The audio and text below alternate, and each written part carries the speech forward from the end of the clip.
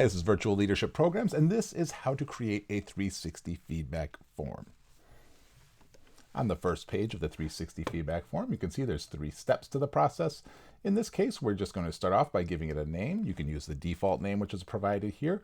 And if you're doing a general assessment or your first or baseline assessment, that could be a good name.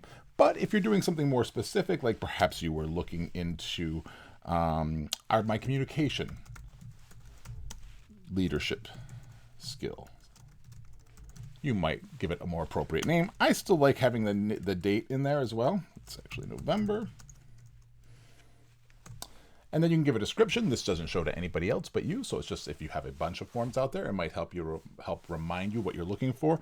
You could say something here like, got some disappointing feedback on my communication skills last month, so gathering insights from stakeholders. Boom. Now right here you can choose your questions. You can filter them by model, which is simply individual contributor or people leader. Let's say I'm a people leader, so I'm going to focus on that. And then you can go by category down here because we have a long list of best practice questions available to you.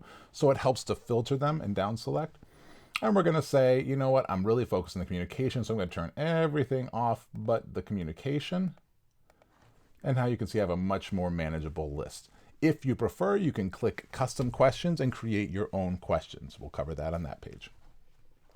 And you go through and say, all right, they create opportunities for open dialogue. Yeah, I want to make sure I'm doing that. I'm just going to go through and you would read through each of these questions and decide which ones you're really interested in. I'm just going to do 3 questions, we'll say.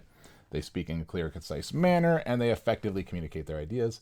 Then save selected questions. And on the next page, you get the opportunity to request feedback from specific individuals. We'll cover that in a separate video on that page.